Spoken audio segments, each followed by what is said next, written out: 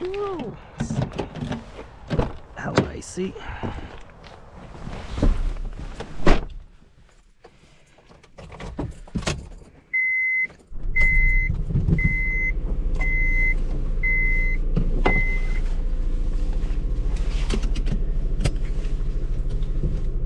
Okay, let's go for a drive in the Insight.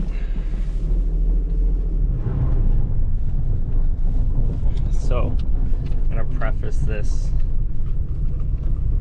It's pretty slick outside right now, just because it's been fairly warm. We had a bunch of snow, but now it's kind of all melting but freezing overnight. So that's not the forte of the Insight over the past couple years. Actually, geez, a few years that I've owned this car.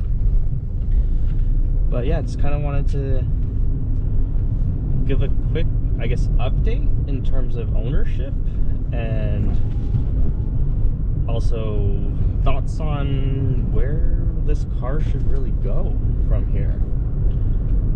So I bought this car back in 2021 of November. Ultimately, I had my S2000 at the time. My wife had her CRV, but I didn't actually have a quote-unquote daily car.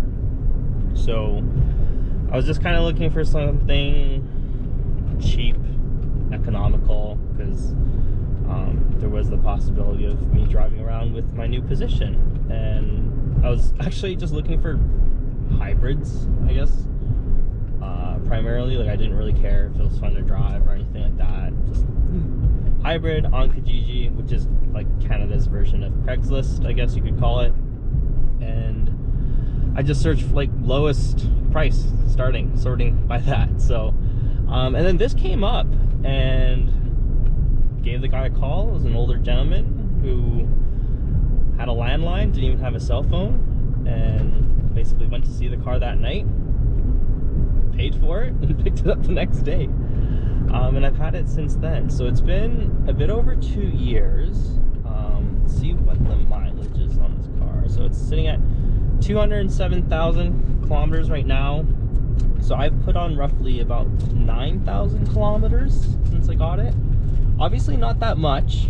I actually don't drive a ton, because yeah, my previous role, where I figured, oh, it'd be a good idea to get this car, was primarily remote based, but there were, you know, opportunities to potentially go into client offices or travel kind of up to Edmonton or wherever the project may be. So that's where the majority of the driving for this car really came from. I did do one road trip out to Vancouver to pick up my ASM bumper on the S2000, because that was just cheaper for me to do that instead of look at shipping. But yeah, really, and then I started a new job back at the end of August. And so now I'm based in downtown, and really I barely drive this car. And there's another video that'd be upcoming, but my wife ended up getting a new vehicle, and we primarily use that for most of our purposes. So this doesn't actually see a ton of use, which I feel pretty bad about. I think it's been on the same tank of gas since the start of last year. So yeah, I rarely drive this car.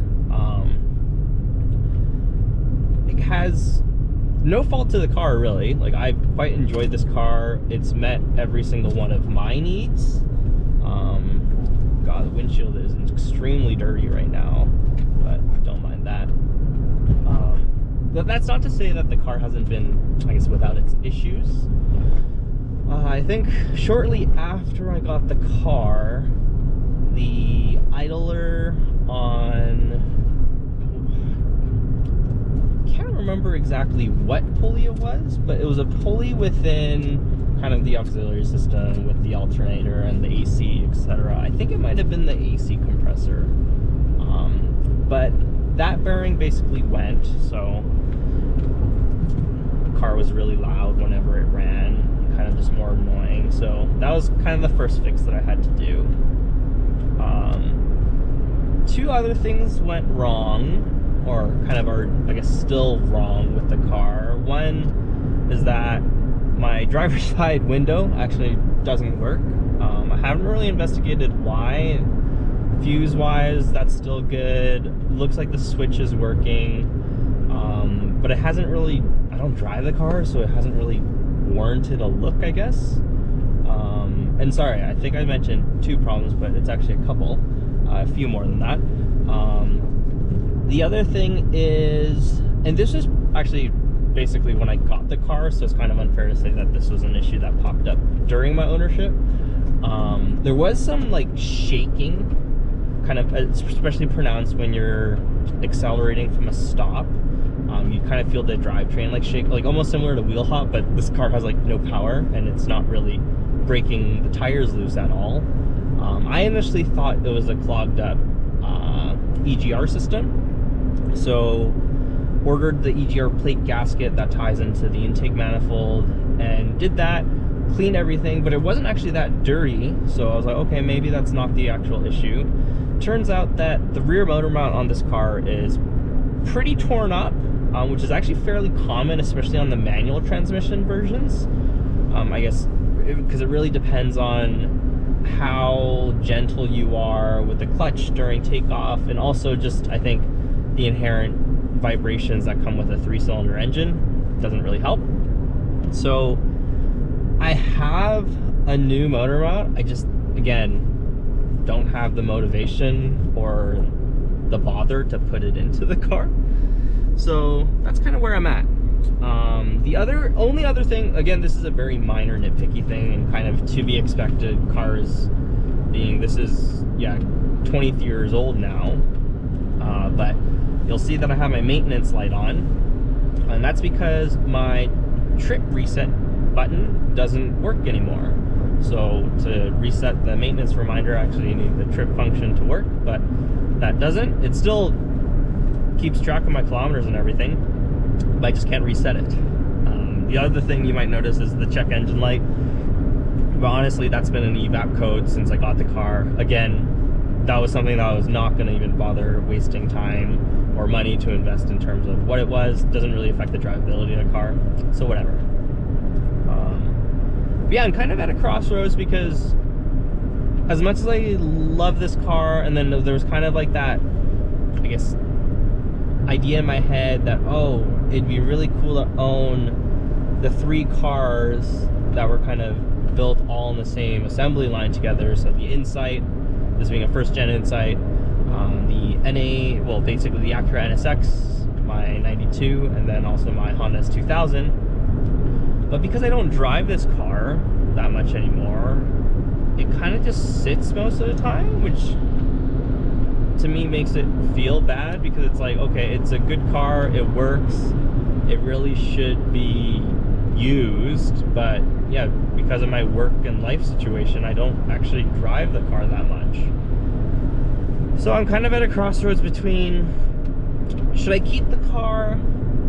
It was so cheap to begin with, and honestly, with the job that I, where I was traveling, with the intent that I bought this car originally, I got pretty generous mileage payouts, so really this car was paid for just from the mileage standpoint, and it doesn't really owe me anything. Like, this car is dirt cheap to insure. I think it cost me about 40 bucks a month, or even less than that, for full coverage, including collision. Gas, like I mentioned, it doesn't really use anything on gas. Like wintertime, I average a little over 4 liters per 100 kilometers, which I think off the top of my head is around 58, 59 miles per gallon. And then in the summertime, that usually dips down to about 3.8. So kind of that mid 60s miles per gallon without really much effort. Like, I drive this kind of quote unquote normally. But yeah, like, I guess it kind of comes down to, do I want to just keep it around for the sake of keeping it around? And I guess fortunately I do have parking space for it. It's not indoors or anything, but it's fine. Paint on this car is in pretty rough shape anyhow. I don't think it was garaged ever in its life to begin with. or do I sell it?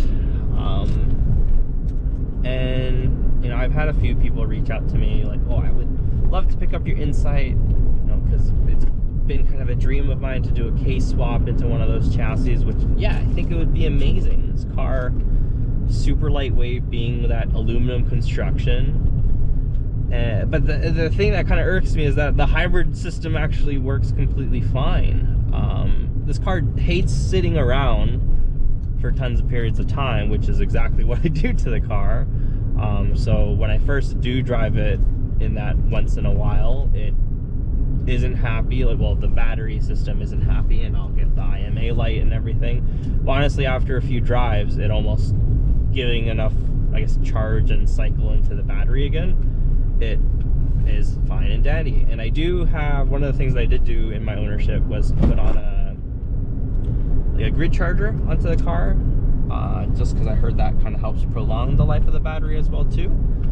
And since that, I haven't really had an issue. So yeah, kind of curious, I guess, if you were in my shoes, would you keep this car? I mean, I know I can sell it, but realistically, I don't think it's gonna sell for a ton of money. But I'm sure, you know, for the right person, because these cars are very quirky in particular, that they will enjoy it. But yeah, kind of torn in terms of what I want to do. But really, this car to me is kind of a, I jokingly call it the shit site, because it is not in the greatest shape cosmetically, and obviously little issues here and there as well too. I even went as jokingly to put on these beads that my wife and I got from a restaurant one time. But yeah, this car doesn't really own anything. Like, I've really enjoyed my ownership of it over the past 2 years and some change. But since it sits, I wonder if it's time to let it find a new home. Kind of see what I'll decide. I mean, the other thing is, I am waiting on another car to arrive that we have a deposit on, but that's kind of up in the air in terms of when it'll be arriving. It's nothing exciting by any means, like nothing sports car or fun car related. That would be just purely a utilitarian daily driver. But yeah, I think especially if that car comes, this will probably have to go, because then it just gets too ridiculous. Like, to put it in context, right now we have 5 vehicles at our house, for just myself and my wife.